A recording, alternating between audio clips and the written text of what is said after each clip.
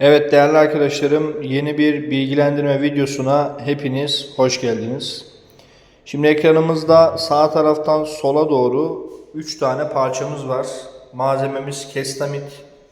En sağ tarafta gördüğümüz malzeme hiçbir şekilde işlenmemiş malzeme arkadaşlar. Çaptan ve normal işte diş genişliğinden. Ortadaki malzemeye çap ölçüsüne getirilmiş ve orta tarafına bir delik açılmış. Bu delik şimdi bu şu an mevcut dişlilerde dişli göbeği olmadığı için buradaki delik bizim normal aparatımızın deliği olacak. Tabi teknik resimde de ölçümüz 14 mm olarak verilmiş. Peki bu ortadaki çapı şimdi sağ taraftaki çapa göre daha küçük bir çap. Neye göre tornaladık bu çapı? Dişli çarkta, düz dişli çarkta diş üstü çapı aynı zamanda tornalama çapıdır arkadaşlar ve bizim için önemli bir parametredir. Yani burada bu parçayı en son bitmiş hale getirirken şu şekilde 3 aşamadan geçiriyoruz temel anlamda. Önce sağ taraftaki işlememiz parçamızı çap ve ortadaki delik ölçüsünü deliyoruz. Bu aşamaya getiriyoruz. Ondan sonra da tezgahımıza divizörü bağlayıp uygun bir şekilde, yani uygundan kastım teknik ölçülere uygun olarak dişli çarkımızı açıyoruz. Dişli çarkta önemli olan bir unsur modüldür arkadaşlar. Yani modül kaç olacak ki sen freze çakısını buna uygun olarak seçebilesin.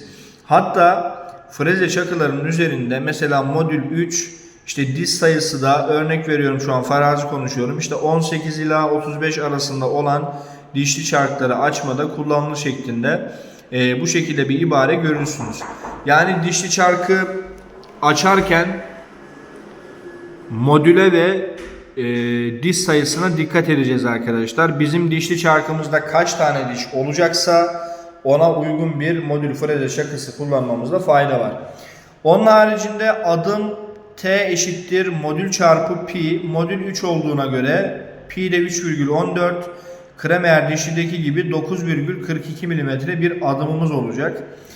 Bu uygulamada diş sayımız 32, bir de hemen altında D0 ile ifade edilen bölüm dairesi çapımız var.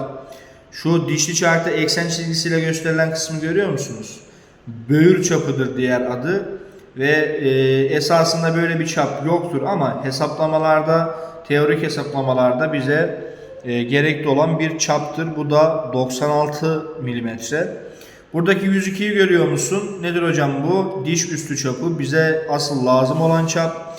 Bunun da bir hesaplaması var arkadaşlar. DF eşittir D0 artı 2 çarpı modül. D0 kaçtı? 96 artı 2 çarpı modülümüz 3 neye tekabül edecek? 102 mm.